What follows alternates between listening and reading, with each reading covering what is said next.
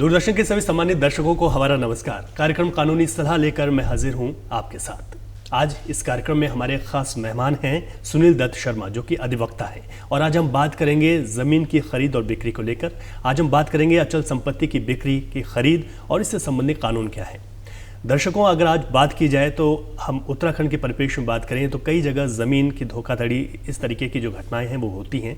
कई जगह लोगों को कानून की जो जानकारी है उसके अभाव में लोग इसका शिकार हो जाते हैं, और कई जगह बहुत ज़्यादा विश्वास करके भी लोग इसका शिकार हो जाते हैं। आज बहुत ज़रूरी हो जाता है कि किस तरीके से हम इनके कानूनों को जान सकें। जब भी हम ज़मीन को ख़रीदें तो हम किन बातों का ख्याल रखें, और उन बातों का ख्याल रखकर हम धोखाधड़ी या किसी भी तरीके का अगर फ्रॉड होता है तो हम उससे बच सकते हैं। कार्यक्रम कानूनी सलाह में हम अलग अलग विषयों पर बातचीत करते हैं। आज हम बात इसी महत्वपूर्ण विषय पर करेंगे। हमारे खास मेहमान सुनील दत्त शर्मा अधिवक्ता जी का मैं स्वागत कर लेता हूं। बहुत स्वागत है सर आपका कार्यक्रम कानूनी सलाह में। शुरुआत करते हैं बुनियादी कानूनों को लेकर। इसको लेकर जो बुनियादी कानून है वो क्या है और किस तरीके से काम करते हैं? देखिए, हमारे उत्तराखंड में जो ज़मीन को खरीदने और बेचने के लिहाज से UPZA एंड LR एक्ट से चलता है जी। इसमें जो भी ज़मीन खरीदते हैं, बेचते हैं, इसमें जो भी कोई विवाद होता है, सब ये एक्ट हमारे यहाँ लागू हैं, और इसी से जो है हमारे उत्तराखंड में ये चलता है। अच्छा, तो इसमें अगर बात की जाए तो जैसे ग्राम पंचायतों यानी कि जो ग्रामीण क्षेत्र हैं उत्तराखंड के, वहाँ पर जो लोग ज़मीन ले रहे हैं या बेच रहे हैं, और शहरी क्षेत्र हैं उत्तराखंड के, तो इसमें दोनों जगह क्या हमें अलग अलग तरीके से जो ज़मीन को खरीदने और बेचने का वहाँ पर प्रोसेस है, कानून क्या कहता है इसमें अगर देखा जाए? देखिए, जो ग्रामीण के जो एरिया हैं वहाँ पे तो कृषि लैंड, एग्रीकल्चर लैंड होती है जी। मोस्टली जो है वहाँ पे एग्रीकल्चर ही खेती होती है। और जो शहरी क्षेत्रों में हैं यहाँ पे आवासीय प्रॉपर्टी ज़्यादा खरीदी जाती है, बेची जाती है। तो इसमें डिफरेंट यही है कि जो ग्रामीण क्षेत्र में वो एग्रीकल्चर लैंड होती है, और मैदानी जो क्षेत्र है, शहरी जो क्षेत्र हैं, नगर पालिका, नगर निगम, ये सारे आवासीय आबादी क्षेत्र के अंतर्गत आता है। अच्छा, तो इसमें जो खरीदने का प्रोसेस है वो भी क्या कुछ अलग अलग है? जैसे कई बार हम देखते हैं कि कुछ ज़मीनें हैं जो कि अगर हम देखें तो सामान्य वर्ग या वर्ग विशेष से भी कुछ जुड़ी हुई हैं, उसका कुछ क्या प्रोसेस रहता है? जी। देखो, इसका एक मानक है ग्रामीण क्षेत्र में। उत्तराखंड सरकार ने क्या है कि 500 वर्ग मीटर से जो भी ज़्यादा प्रॉपर्टी होगी वो एग्रीकल्चर में मानी जाएगी, और 500 वर्ग मीटर से जितने भी जो नीचे जो प्रॉपर्टी है वो आवासीय में मानी जाएगी। उसे आप जो आवासीय रेट से खरीद सकते हैं। जी। इस वक्त अगर बात की जाए सर कि हम देखें तो जो धोखाधड़ी है वो बहुत ज़्यादा लोगों के साथ हो जाती है, लोग शिकार हो जाते हैं धोखाधड़ी का। इसकी वजह क्या है? लोग क्यों नहीं जान पाते हैं? क्या कानूनों की जानकारी का अभाव इसमें सबसे बड़ी बात है, जो कि आज हम अपने दर्शकों को बताएंगे कि वो इन चीज़ों का ध्यान रखें? जी, ये आपने बहुत अच्छा क्वेश्चन किया है कि आज के ज़माने में जो है हर जगह भूमि को लेकर, ज़मीन को लेकर, मकान को लेकर बहुत तरह तरह के जो है मामले चल रहे हैं, धोखाधड़ी हो रही है लोगों के साथ। ये एक सबसे बड़ी तो यह है कि हम लोगों को जो है कानून की जानकारी नहीं है, और कानून की जानकारी नहीं है, इस वजह से भी जो है धोखाधड़ी के मामले जो बढ़ रहे हैं। और एक हमारे जो एक दूसरे पे जो विश्वास है वो हम जल्दी कर लेते हैं, ये भी एक कहीं ना कहीं बहुत बड़ा कारण है। तो आजकल जो प्रॉपर्टियाँ जो बिक रही है उसमें क्या करते हैं डीलर लोग या बिल्डर लोग, वो क्या करते हैं कि कस्टमर को, ख़रीदार को जो अपने बातों में जल्दी ले लेते हैं। और ये कहते हैं कि भाई ये नहीं, बिल्कुल पाक साफ़ है, और ये वैसे है, ये बहुत अच्छा है, ये है, इसके सारे दस्तावेज जो है ओके हैं। और आम पब्लिक, आम नागरिक उनके बातों में, उनके झांसे में आके जो है वो उनकी बातों में आके जो है वो रजिस्ट्रियाँ कर लेते हैं और ज़मीन खरीद लेते हैं। जबकि करना क्या चाहिए कि ज़मीन की खरीद फरोख्त करने के लिए सबसे पहले क्या है कि हमें जो हम प्रॉपर्टी ले रहे हैं, वो चाहे आप मकान है, ज़मीन है, या अपार्टमेंट है जी, या कमर्शियल है, उसको खरीदने के सबसे पहले आपको क्या करना है, प्रॉपर्टी चेक करनी है। हमारे निबंधन जो कार्यालय है वहाँ पे उसके रिकॉर्ड चेक करने हैं कि ये जो खसरा नंबर है, ये जो संपत्ति संख्या है, ये कहीं इसकी रजिस्ट्री पहले हुई या नहीं हुई है। तो ये सबसे पहले, इसका सबसे पहला कदम ये है। ये तहसील में लोगों को जाना होगा। निबंधन कार्यालय, जहाँ पे इसको हम रजिस्ट्रार कार्यालय भी बोलते हैं। तो जहाँ पे रजिस्ट्रियाँ होती है वहाँ पे जाके हमें कम से कम 15, 20 या 30 साल का रिकॉर्ड चेक करना चाहिए। जो एक सबसे बड़ी महत्वपूर्ण जानकारी है कि सबसे पहले हमें ये चेक करना है कि भाई ये उक्त प्रॉपर्टी जो है इससे पहले सेल आउट तो नहीं हुई। जी। क्योंकि आजकल जो है एक प्रॉपर्टी कई लोगों को जो है सेल हो रही है और ये मामले जो है हमारे कोर्ट में आ रहे हैं सारे जी। तो ये हमें सबसे पहले सावधानी क्या करनी है कि निबंधन कार्यालय में जाके ये चेक करना है कि ये जो प्रॉपर्टी है किसी ये पहले सेल आउट हुई या नहीं हुई है। नहीं हुई है, बहुत महत्वपूर्ण आपने बताया। अच्छा, दर्शक ये भी जानना चाहेंगे कि कैसे जब कोई आम व्यक्ति वहाँ पर पहुँचता है उसे किससे संपर्क करना है, निबंधन कार्यालय में वहाँ पर कैसे जाए, उसका प्रोसेस क्या है? क्योंकि एक व्यक्ति अगर मैं ग्रामीण क्षेत्र की बात करूँ तो उसे लगेगा मैं जाऊँगा, मैं पूछूंगा, क्या वो मुझे जानकारी दे पाएगा, नहीं दे पाएगा, या किस तरीके का मेरा एक रास्ता होगा कि मैं वहाँ पहुँच सकूँ और जानकारी ले सकूँ? जी जी, ये इसका सबसे महत्वपूर्ण कदम तो ये है कि आप अगर प्रॉपर्टी से संबंधित कोई भी काम कराना चाहते हैं तो आपको किसी एक वकील या अधिवक्ता से मिलना पड़ेगा और वो आपको जो है ये पूरी लीगल जो तरीके हैं वो आपको बताएंगे। लीगल कानून से संबंधित जितनी भी जो बारीकियां हैं वो आपको बताएंगे कि अगर आप प्रॉपर्टी खरीद रहे हैं तो आपको पहले क्या करना है। आपको रजिस्ट्रार में आपको चेक करना है कि ये प्रॉपर्टी बिकी या नहीं। दूसरा, आपको उसकी जो खतौनी है तहसील से वो आपको चेक करनी है कि जो ये खसरा नंबर है इसमें रेवेन्यू एंट्री है या नहीं है, या इस पर कोई लोन तो नहीं है, बंधक तो नहीं है किसी बैंक में ये वाली प्रॉपर्टी। तो ये आपको सारी एक आप अधिवक्ता से मिलना पड़ेगा, आपको वकील आपको अपॉइंट करना पड़ेगा जो आपको है पूरी लीगल तरीके से जो आपकी प्रॉपर्टी को बता पाएगा कि ये आपकी प्रॉपर्टी क्लियर ओके हैं या इसमें किसी तरह का विवाद है, तो विवाद से बचा जा सकता है। बिल्कुल आपने ठीक कहा कि एक जो कानून के जो जानकार हैं उनसे ज़रूर सलाह लेनी चाहिए। अब क्या ये एक बड़ी वजह है कि किसी पर विश्वास कर देना, कि हम कहते हैं नहीं वो बहुत अच्छे हैं, हम उनको जानते हैं, विश्वास कर दिया उसके बाद धोखाधड़ी हो गई। बहुत ज़रूरी हो जाता है कि उसके दस्तावेज़ों को ज़रूर जान लें। देखिए आजकल क्या होता है कि आदमी एक दूसरे पे जल्दी विश्वास कर लेता है जी, जिसको हम क्या बोलते हैं अंधविश्वास भी बोलते हैं, या आंख बंद करके विश्वास करना। तो ये जो आजकल जो धोखाधड़ी हो रही है, जो मामले आ रहे हैं, इसका सबसे मुख्य कारण ये है जो तुरंत जो है विश्वास कर लेते हैं, जबकि ये प्रॉपर्टी है ज़मीन पे, इस पे आदमी को जो है किसी से भी वैसे विश्वास नहीं करना चाहिए जब तक आप इसे प्रॉपर तरीके से चेक ना कराएं एक अधिवक्ता के माध्यम से। और अधिवक्ता को जो अधिवक्ता आपको सलाह एडवाइस करता है जी, उसको लेके आपको आगे बढ़ना है कि अब आपको स्टेप बाय स्टेप क्या करना है। बिल्कुल, पहले आपने निबंधन कार्यालय में चेक करा लिया, उसके बाद आपने तहसील में से चेक करा लिया कि इसमें कोई बंधक तो नहीं है, या इसमें आपकी जिससे आप प्रॉपर्टी खरीद रहे हैं उसका नाम इसमें है या नहीं है।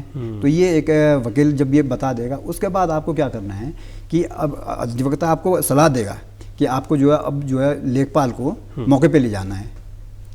भाई ये एग्जिट जहाँ पर आप जमीन खरीदे वहाँ पे लेखपाल जाएंगे, जो आप जो खसरा नंबर जो प्रॉपर्टी आप ले रहे हैं एग्जिट उस लोकेशन में है भी या नहीं है। आजकल क्या होता है कि अधिवक्ता के पास पब्लिक आती है तो बोलते हैं कि नहीं जी ये हमारे जो है जानकार डीलर हैं या बिल्डर हैं, ये हमारे खास आदमी हैं और इन्होंने जो है ये हमारे साथ गलत नहीं करेंगे। तो अब अधिवक्ता क्या करेगा कि ठीक है भाई हम रजिस्ट्री कर देते हैं। बाद में पता चलता है कि प्रॉपर्टी कहीं और जगह है, मौका कहीं, कब्जा कहीं और जगह है। अच्छा, एक सवाल ये भी है कि हम प्लॉट खरीद रहे हैं या मकान खरीद रहे हैं और या फ्लैट खरीद रहे हैं, अलग अलग चीज़ें हो गई, क्या प्रोसेस एक ही है इनके खरीदने का, या फिर अलग अलग आप इसमें देखते हैं कि वहाँ पर सावधानियाँ अलग अलग तरीके से बरतनी होंगी तीनों चीज़ों में? जी देखिए सावधानी तो लगभग सेम ही है जी। भाई देखो अपार्टमेंट हो, आपके फ्लैट हो, या ज़मीन हो या मकान हो, तो सारी चीज़ें होना तो रजिस्ट्रार में, निबंधन में, सावधानियाँ सबकी लगभग सेम है जी। आपको डॉक्यूमेंट प्रॉपर चेक कराने हैं, वो चाहे आपके प्लॉट के हो, फ्लैट के हो या मकान के हो, आप उन सभी चीज़ों के। अच्छा, फ्लैट से क्योंकि जो रेरा है जो 2017 में उत्तराखंड में लागू हुआ, रेरा के अंतर्गत जो बड़े फ्लैट्स हैं उसमें किस तरीके के नियम हैं, और वहाँ पर जो जब रेरा आया है तो इसकी कितनी आवश्यकता भी उत्तराखंड में थी, और उसके बाद हम देखें तो कितना बदलाव आ गया? जी देखिए रेरा के आने से उत्तराखंड में ये काफ़ी इफ़ेक्ट हुआ है ज़मीनों पे। ये जो धोखाधड़ी के जो मामले हैं ये थोड़ा सा इस पर अंकुश लगा है। अब जहाँ तक रेरा की बात है, ये उत्तराखंड में जो है मई 2017 से लागू हुआ है जी। और रेरा में क्या है कि जो रेरा में 500 वर्ग मीटर से जो कम की जो भूमि है वो रेरा एक्ट से बाहर है। रेरा अपने आप में जो है एक लघु न्यायालय है और स्वतंत्र न्यायालय है जी, जिससे जो है लोग अपनी शिकायतें कर सकते हैं, उसका निवारण रेरा कर सकता है। जो बिल्डर हैं, जो ये निवेशक हैं, वो धोखाधड़ी नहीं कर सकती है। और 500 वर्ग मीटर से जो ऊपर की जो लैंड है उसका अगर उसे आप सेल परचेज करते हैं तो उसका रजिस्ट्रेशन रेरा में कराना अनिवार्य रहेगा। अब इसमें अगर देखें तो जो रेरा है ये तो मुख्य तौर पर जो इसका काम करते हैं जो बिल्डर्स हैं उनके लिए बहुत महत्वपूर्ण है, लेकिन अगर वहाँ रजिस्ट्रेशन नहीं होता तो फिर किस तरीके से जिन लोगों ने वो चीज़ खरीदी है उनको दिक्कत आ जाएगी। देखिए जो डीलर हैं आजकल क्या कर रहे हैं कि बड़े बड़े उसमें प्लॉटिंग करते हैं। जी जी जी। और रेरा के नियमों से बचने के लिए जो रेरा के जो शर्तें हैं, जो नियम है, उससे बचने के लिए क्या कर रहे हैं, वो छोटे छोटे टुकड़ों में उसे बेचते हैं, लेकिन उससे उनको भी नुकसान है और ख़रीदार को भी बहुत नुकसान है। अगर रेरा के अंतर्गत कोई प्रॉपर्टी सेल परचेज होती है उसमें खरीदार भी और क्या बोलते हैं बेचने वाला भी दोनों सेफ हैं। इस नुकसान को हम किस तरीके से देख सकते हैं, थोड़ा और इसको हम समझें। देखिए नुकसान तो ये है कि अगर रेरा के अंतर्गत आपने कोई रजिस्ट्रेशन नहीं कराया है जी। और ख़रीदार को बाद में पता चला, खरीदार के साथ कोई धोखाधड़ी हो जाती है तो खरीदार क्लेम कहाँ करेगा?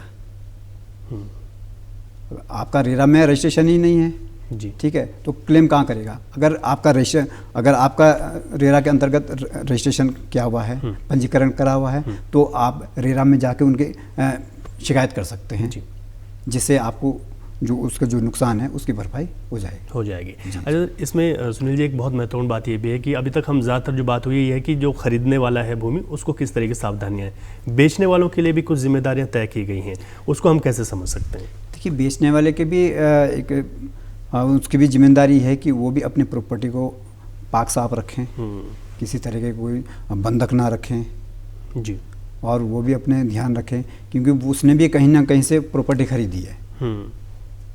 तो इसी वजह से उसको इन चीज़ों का ध्यान रखना बेहद ज़रूरी है। अच्छा, अब ये देखें कि ये है कि अगर हम सबसे ज़्यादा जो हमने देखा कि ज़मीन खरीदी और कई बार ये होता है कि इसकी तो 2-2 रजिस्ट्री या 3-3 रजिस्ट्रियाँ हो रखी थी। जी। इतना ये कैसे संभव हो सकता है और ये तो चीज़ें हो रही हैं? जी ये बहुत महत्वपूर्ण क्वेश्चन आपने किया है कि आजकल जो है क्या होता है कि एक प्रॉपर्टी की 2-2 3-3 रजिस्ट्रियाँ होती हैं। तो उसमें उसका सबसे मेन कारण ये है कि अगर आप विश्वास कर लोगे हर किसी पे तो ये जो दिक्कतें हैं ये आगे बढ़ती जाएंगी। तो इसलिए आपको सबसे पहले जो प्रॉपर्टी आप परचेज़ कर रहे हैं तो उसको चेक कराना एक अधिवक्ता के माध्यम से, वकील के माध्यम से या किसी के भी माध्यम से, और आपको प्रॉपर चेक कराना है कि ये आगे अभी सेल, क्योंकि रिकॉर्ड तो सारे हैं आजकल जी भाई। एक प्रॉपर्टी 2-3 बार सेल परचेज तभी होगी जब आप रिकॉर्ड चेक नहीं करेंगे। कि क्या होता है कि सपोज करो कोई सेल डीड हुई है जी, ठीक है, तो उसका क्या होता है कि म्यूटेशन करने में टाइम होता है, उसका प्रोसीजर होता है, तो उसको चढ़ने में टाइम लगता है। तो उसे अगर आगे सेल करोगे और आपने निबंधन कार्यालय में उसका मुआयना नहीं कराया है, उसे चेक नहीं कराया है, ठीक है, और खतौनी में तो आदेश बाद में चढ़ता है जी, ठीक है। तो अगर आपने जो अब तो ऑनलाइन है सारी चीज़ें, अब आप तो घर बैठे भी फ़ोन से चेक कर सकते हैं। तो अगर आपने ये सावधानी नहीं करी, चेक नहीं कराया, तो आप जो रजिस्ट्री हो जाएगी, क्योंकि उसमें जो उसको खतौनी में जो इंदराज होता है, रेवेन्यू एंट्री होती है, वो बाद में काफ़ी देर बाद चढ़ती है। तो वहाँ पर फेरबदल कर दिया जाता है? हाँ, नहीं फेरबदल नहीं होता उसमें, क्या तो जो ऑर्डर होता है म्यूटेशन का वो तो उसमें चढ़ने में टाइम लग जाता है 1.5-2 महीना। तो जब तक वो क्या बोलते हैं उसमें रेवेन्यू एंट्री नहीं चढ़ती, दाखिल खारिज का आदेश नहीं चढ़ता, तब तक तो खतौनी वही आदेश रहता है उसमें कि इस खसरा नंबर में इतना एरिया बचा हुआ है, ठीक है, जब तक वो जो हमने सेल किया वो नहीं चढ़ता। ठीक, जैसे कि आपने बताया कि अगर हम वो करें एक अधिवक्ता यानी कि जो कानून के जो जानकार हैं उनसे हम सलाह ले लें तो इस तरीके की धोखाधड़ी कभी नहीं होगी। लेकिन लोग इससे बचते हैं, मतलब एक जो छोटी फीस है इसको हम ले सकते हैं, लेकिन अगर उससे बचते हैं तो एक बड़ा नुकसान हो सकता है, उठा रहे हैं लोग। आप लोगों के पास किस तरीके के ज़्यादातर धोखाधड़ियाँ आती हैं? हमारे पास तो सारे मैटर आते हैं। जो आपने कहा कि भाई एक प्रॉपर्टी 2-3 बार बिक रही है, ये मामले आ रहे हैं। अच्छा। किसी का पैसा डूब रहा है, किसी का मौका कहीं पे है और कब्जा उसे कहीं पे दे रहे हैं। तो ये सारी चीज़ें हमारी जो जानकारी हम नहीं ले पा रहे हैं प्रॉपर तरीके से, अधिवक्ता को या फीस कहें या उसके जो भी जानकारी है, का अभाव कहें कि या विश्वास की जो आपने कहा जी, सबसे बड़ी अगर तो अगर आप अधिवक्ता को नहीं करेंगे तो आप ये मामले में जो है बढ़ते जाएंगे, धोखाधड़ी के जो मामले धोखाधड़ी के मामले जी, बढ़ते जी, जाएंगे। सर अब सुनील जी ये भी समझना चाहेंगे कि किसी के साथ धोखाधड़ी हो जाती है, कई लोगों के साथ हुई है, हमारे जो कई ऐसे लोग हैं जो देख रहे हैं उनको उनके साथ भी हो सकता है कि ऐसा हुआ हो। तो अगर हो जाता है तो फिर हम पहला कदम हमारा क्या होना चाहिए ताकि हमारा जो पैसा लगा हुआ है, हमारा जो नुकसान हुआ है वो हमको वापस मिल जाए और हमें न्याय मिल जाए। जी। उसके लिए किसी व्यक्ति के साथ अगर ऐसा होता है तो उसको क्या करना हो?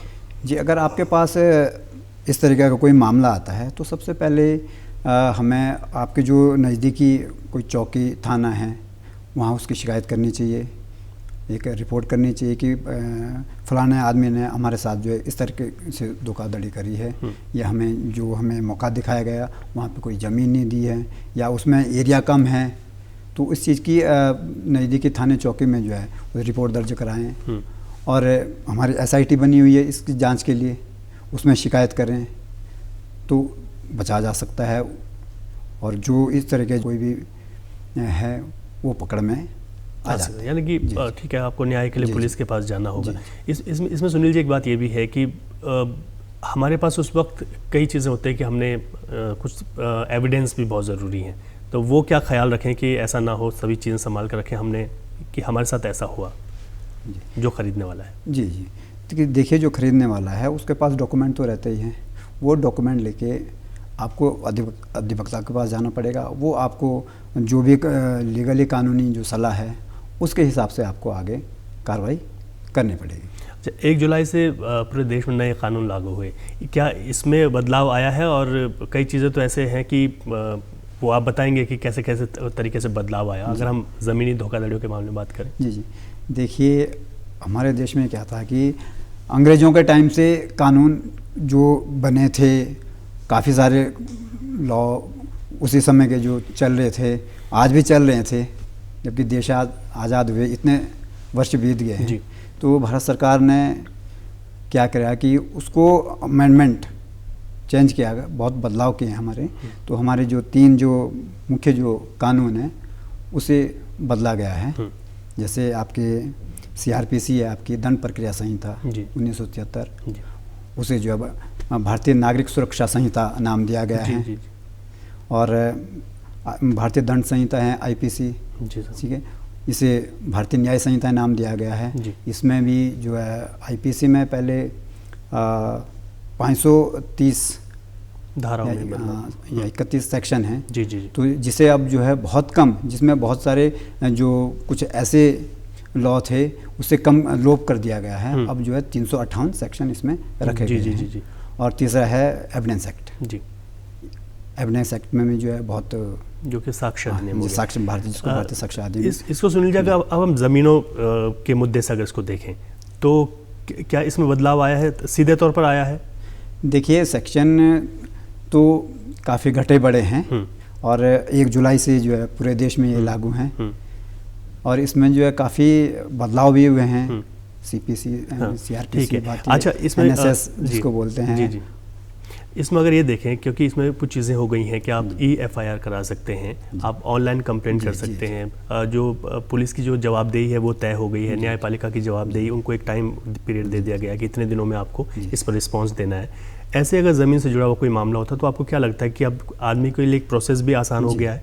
और क्या वो अपने धोखाधड़ी की कंप्लेन करता है तो उसके बाद पुलिस से भी पूछ सकता है? तो इन कानूनों से इसमें उन लोगों को जो इसमें शिकार होते हैं कितना उनको राहत मिली? देखिए इसमें सबसे बढ़िया सुविधा ये हो गई कि जो पहले क्या होता कि जहाँ पे आपके साथ कोई धोखाधड़ी होती थी या जिस क्षेत्र का कोई मामला होता था उसी क्षेत्र में आपको जो है रिपोर्ट दर्ज करनी होती थी, FIR दर्ज करनी होती थी।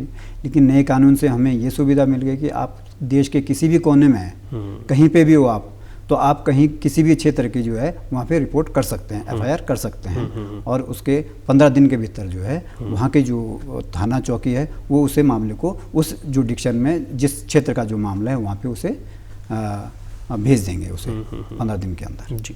अब आपने ठीक कहा कि ऑनलाइन कर सकते हैं, उसको जाने की ज़रूरत नहीं है, और जवाबदेही भी है कि उसमें उनको पता चलेगा। तो ये भी एक है कि लोगों को नए कानूनों के नए कानून है, ये बहुत अच्छी सुविधा है।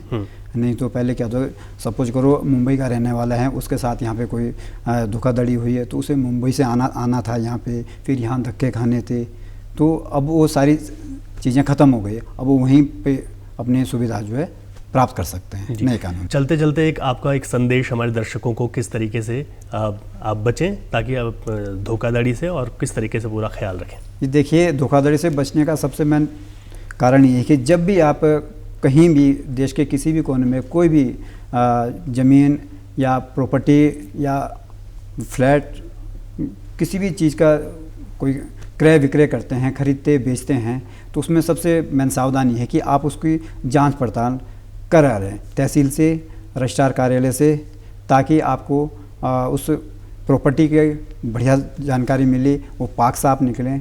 इससे जो है धोखाधड़ी से बचा जा सकता है। सुनील दत्त शर्मा जी, आप आए अपना वक्त निकालकर और आपने काफ़ी महत्वपूर्ण जानकारियाँ साझा की। बहुत शुक्रिया दूरदर्शन की ओर से। बहुत बहुत धन्यवाद। कानूनी सलाह कार्यक्रम के माध्यम से आज हमने ज़मीनों को लेकर बात की, क्रेता विक्रेताओं की जिम्मेदारियों को समझा, कानून को समझा। हमें आशा है कि इस कार्यक्रम के माध्यम से आपको भी महत्वपूर्ण जानकारी मिली होगी। फिलहाल इजाज़त दीजिए, नमस्कार।